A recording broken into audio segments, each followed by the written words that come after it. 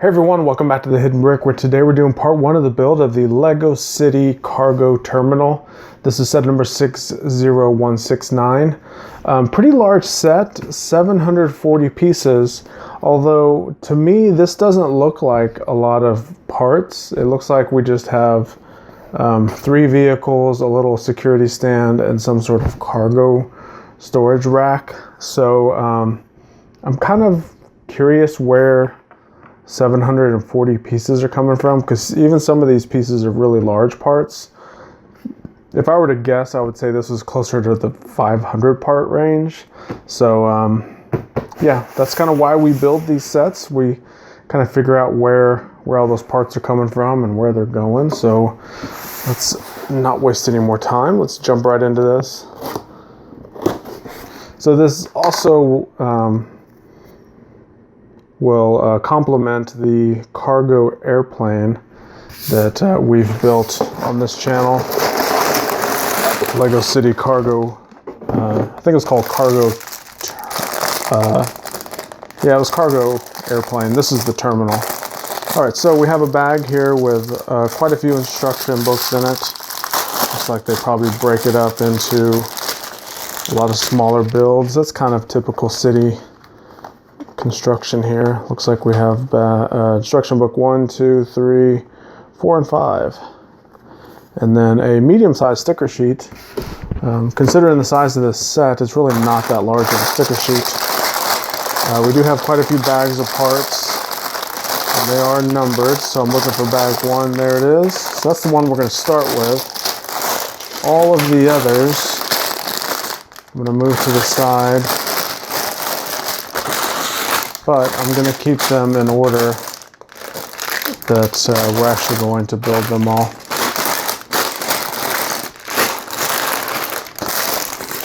All right. So there we go. There's 8 bags of parts.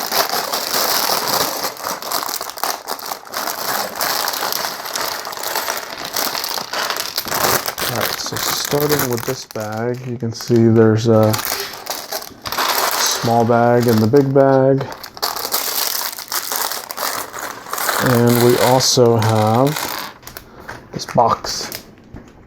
So the box is taped shut. There's no pull tab or anything to open it, so I'm just going to kind of carefully rip the cardboard, see what's in here. And it looks like we have a single white rubber band. I have a brick separator. I'll throw that in my pile of brick separators. So let's go ahead and open up instruction book 1, get right into it. We have our first minifigure. This is one of the cargo terminal employees. So we have a female worker. And it looks like she's going to be pushing the hand cart around. So this hand cart has a little pre-molded wheel and axle piece that just snaps on right there. And they can actually grab onto that little bar. Just like that. And wheel some cargo around, or small little boxes. So let's make a little pallet with those boxes on it. Start with these tan colored plates and add 2 tan colored tiles.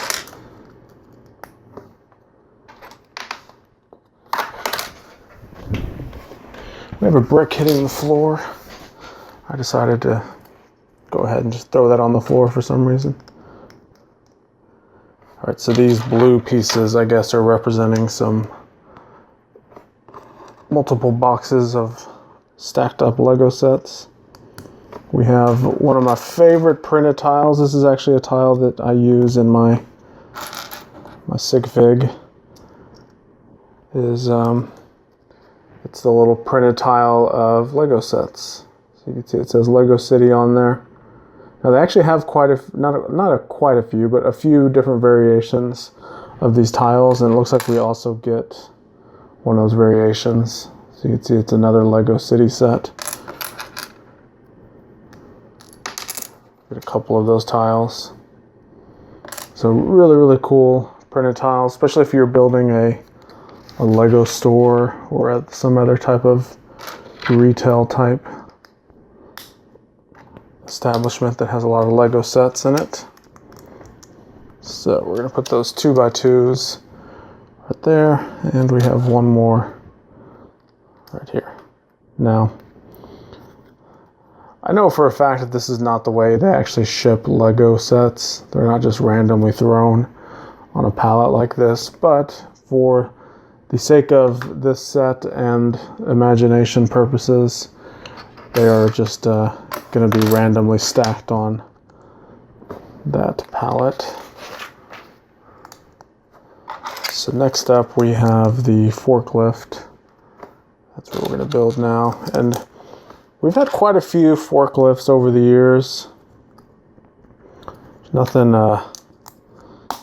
super exciting about this, but they do build it each year with slightly different parts and techniques.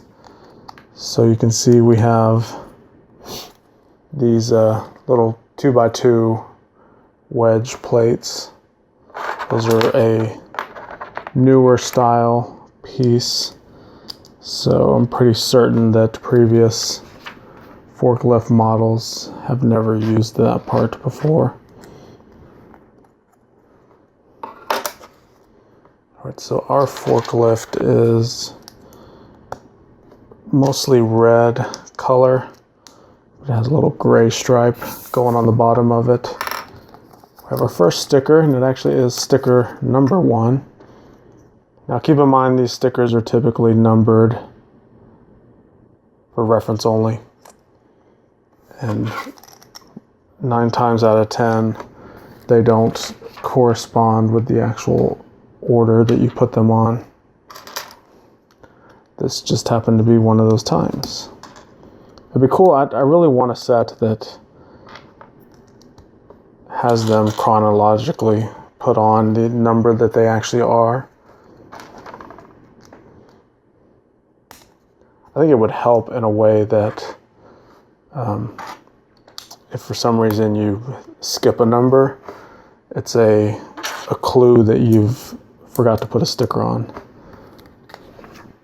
Now, I've rarely forgot to put stickers on. I actually have forgotten to put them on before.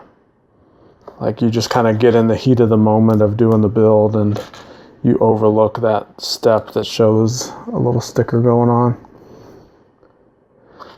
And I didn't notice it until the very end, when you're at the end of the last page of the instruction and the model's complete, everything looks good. And I look down at my sticker sheet and there's still a sticker or 2 on there. And I was kind of like, yeah, I didn't put all my stickers on. Right, so this is an interesting technique. We're actually using a standard Lego chair, but we're putting it on its side and attaching it here and actually using it as a fender piece. So that's actually really cool.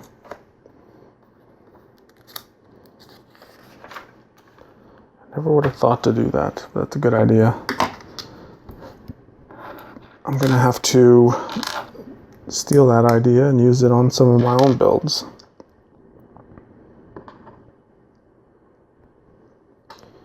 So we're basically repeating those steps over here. So you got the other fender right there. All right. So this is our rear, I guess, brake light area and bumper area. Just gonna attach like that.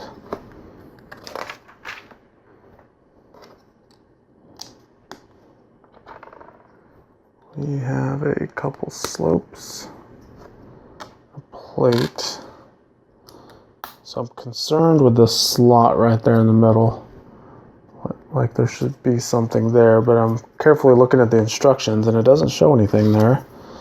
So we're going to continue on, and then we put this little modified slope with a little plate piece on there, and kind of covers that up a little bit. And it looks like the next step, we put this slope on, and it covers it up completely. So it was just a empty spot that the designers decided to leave hollow, which is kind of rare. A lot of times those things are filled in with some sort of filler bricks, but not this time. And that's okay. I'm not saying that we should just throw parts in there just because. I mean, if the model is sturdy enough without them, then I wouldn't say you have to throw them in there.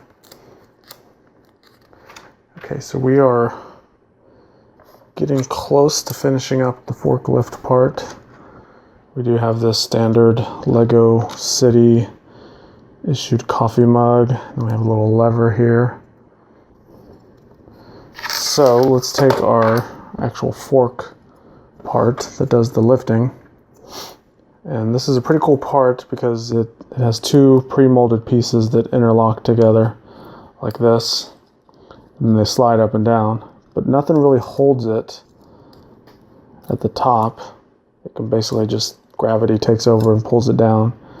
But if you notice, there's this kind of like little racetrack shape right there, and that's the little groove that the rubber band snaps on, or it doesn't really snap on, it just sets right inside a little groove. So now you can see when you pull this down, the rubber band will go back up to its natural state and pull that piece up. So that creates the fork part. And we have these two little clips at the top that'll just simply clip on there. We have a protective cage for the forklift operator. A little light. Now we have our wheels and tires. So we have these two bigger wheels and tires, and then these smaller wheels and smaller tires. So unlike a drag car or speed car, the small wheels go on the back of this thing, and the big wheels go on the front. Whereas a roadster or some sort of sports car, the big wheels would typically be on the back side of the car. But not in the case of this forklift, it's opposite. So that completes instruction book number 1. It also completes bag number 1. It also completes the forklift. And you can see we could take our little palette of Lego sets and put them on there. You could put her in there if you want, and then it goes down or up, so you can move some cargo around. All right, so we're moving on to instruction book 2 and bag number 2. Okay, we have all of our bag 2 parts out. Good to go here. We are moving on to our next minifigure, another one of the cargo terminal crew members. I think that's all that's going to be in the set is the crew members, so I guess we can just say it's another worker. So this guy has the brown goatee beard. He's wearing a safety helmet with safety ear protection. I guess he's going to be working on the tarmac or somewhere that's going to have a lot of loud noise, so has those noise canceling headphones to protect the ears. So that's the only minifigure in this set. Interesting part, we have this clear gearbox. This part has actually been around for a long time, but in my personal collection, this is actually the very first one that I'm gonna own. So semi excited about that. I mean, it's one of those parts, like if I really wanted it, I could have ordered it on Bricklink. I've actually seen it in Lego resale shops that have bulk Lego pieces in huge bins that you can, I guess, rummage through, for lack of a better word, and fill up a bag, kind of like a pick-a-brick style bag of random parts, and pay a flat price for the bag. It doesn't matter what parts are in there. You can just fill it up with whatever you want. But I think I have seen some of those clear gearboxes in those type of scenarios. Never really picked them up because they were, I guess you would call it well used. They had seen a lot of playtime in its previous ownership. So I had decided to pass on those. So to get a brand new one is exciting to me. I always enjoy having new parts that I can potentially use for my own creations. And in my opinion, no matter how basic a part is, I feel that it has a purpose for any creations that you want to make. It's one of the reasons why I typically do not sell or give away any of my Lego. A lot of people ask me that. They wonder what I do with all these sets once I'm done with them. And the easy answer is that I disassemble them and use the parts for other things. I have a ever-growing collection of spare parts that I try to keep up with as far as organization. And then I also try to do my free building or mock building, depending on what terminology you use. I try to do that whenever I have time, but it seems like I don't have much time lately. It'll slow down in the winter time. The fall time is the busiest time for me. So I'm lucky enough to find time to build things for you guys on this channel. But as the winter gets closer, I usually have a lot more free time. And as I'm sure a lot of people do, because it's winter time and there's not a lot of stuff to do outside. Unless you're just totally into cold weather, then I imagine then the winter is very busy for you. I've never lived anywhere that has had extremely cold winters. Where I live, we're lucky to get one or two very light dustings of snow each winter. But for the most part, our winters consist of average of about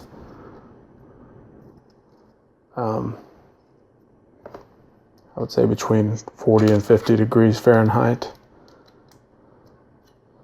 With some months, like usually around February, we will have the lows be closer to 32 degrees Fahrenheit or 0 degrees Celsius. But during the day, it usually warms back up to a little bit warmer temperatures. So it's kind of like our winters are sweater weather to light jacket weather, with the occasional Arctic cold front that will last a day or two. All right, so we're making a telehandler. It's a little bit different because there's going to be an offset arm right here. It's going to lift the cargo up. So it's not a symmetrical build. So you can see the way that this piece has 2 stud wide piece over here and then a 4 stud wide piece over here. So it makes for a slightly interesting build because it's different, which I like. It's not hard, it's just you have to pay attention. It's challenging your attention to detail. Okay, so we're gonna do a couple lights. These are actually identical pieces. This bag definitely had a lot of parts in it, a lot of small parts. So kind of, this is kind of where a lot of those parts are coming from in the 700 piece count set. Okay, we have sticker number 4. And this sticker is our set number. It's also like an identification number for the actual vehicle. 60169, that's the Lego set number. So typically in Lego sets that have some sort of identification number on the actual object that's being built, you'll see that take place where they put the number. You see also on the license plate, let me zoom in on that license plate sticker, JM 60169. So the 60169 is the set number. JM, that typically is the initials of the Lego designer that worked on this set. So it's kind of a way that they can put their own little stamp or trademark on the set. All right, so we're going to use our clear gearbox, and we slide one of these worm gears in here. Basically looks like a spiral noodle type thing. And it kind of clicks in there. There's like a little notch that's kind of holding it in place. We'll slide this axle through. And then on the other end where the axle came out, we'll put this yellow bushing and this black bevel gear. So you can see you can turn that, and you can see how that worm gear turns. So everything's interconnected with the Technic pieces. So we slide another half bushing over here just to make sure that that axle doesn't slide out. So now we have this larger gear that slides in this slot. See, there's a little slot right here. So it just drops right in there. No big deal. And we're going to put a red axle through that. So when we turn our little knob here, you could see that the worm gear slowly turns, and then it slowly turns that larger gray gear that we just put in. And it's really slow, but I think for this mechanism we want it to be slow. Now this mechanism also makes for an extremely strong connection. So this telehandler arm will be able to hold probably quite a bit of weight. So we have our next stickers. We're going to put 2 stickers on the side of this arm housing. Sticker 7 and sticker number 2.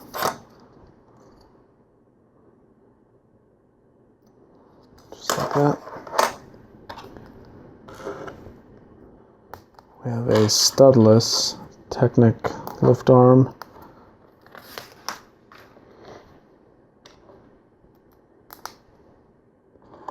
Attach a couple more Technic pieces to it. And this piece slides right in there. So we have our next sticker. It's the same warning stripe sticker that we put on the other side. It's just going on this side. You can see when I turn it over. Same sticker. We just got to make sure that our warning is on both sides. You know, safety first, that kind of thing. Snap our little hook on here. So you can see when I turn this, it's interconnected, and our little hook piece raises up. And then you can manually pull this out to extend it if needed and push it back in. All right, so this whole gearbox piece attaches right there. That looks good. We have our protective cage with a little light bar on the top. And we have our 4 wheels and tires.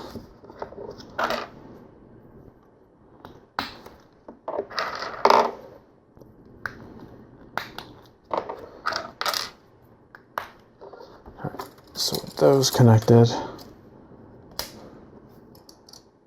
simply pop those on. Little exposed Technic pins sticking out. And there it is. That's our little telehandler crane. That looks cool. So we're going to build a little cargo container. And we're going to have quite a few of these in this set. This looks like the first of them. Starts with an assortment of plates and tiles.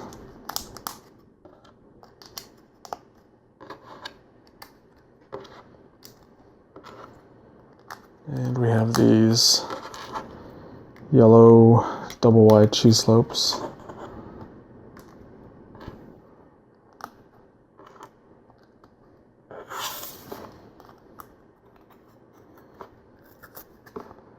On the underside, we're going to do some corner plates.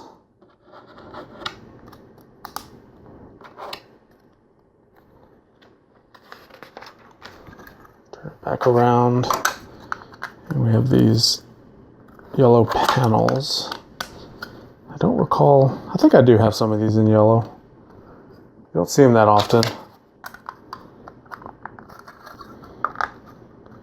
Put this other plate on top. And we have this little hook type piece right there. So we have another couple stickers. This is the Square Lego brand logo. It's going to go on both sides, inside of this panel. That looks pretty cool. And that completes this bag. So you can see the hook part. You can clip onto that the piece right there. And then we turn the knob, and it can actually raise it up. You can pull that out to extend it out. Then you can drive it around and drop it off somewhere else, just like that. It's actually a pretty good play feature with this little telehandler piece. Very, very cool. All right, so that completes bag number 2 and instruction book number 2. So we're moving right along. Like I said earlier, this is a pretty big set, but I think what we're going to do right now is stop this portion of the video here. You can see we built 2 vehicles, we have 2 minifigures, we have a crate, we have this awesome stack of tons of Lego sets. So that's everyone's dream, is to have an entire pallet of Lego dropped off at your door. So awesome set. This is probably my favorite part so far. This is really good too. I mean, and we still got so much more to go. So make sure you stick around, check out my other videos. I've got a ton of links down below. If you love this video, you'll love everything else on my channel. So check it all out, and we will see you in the next one.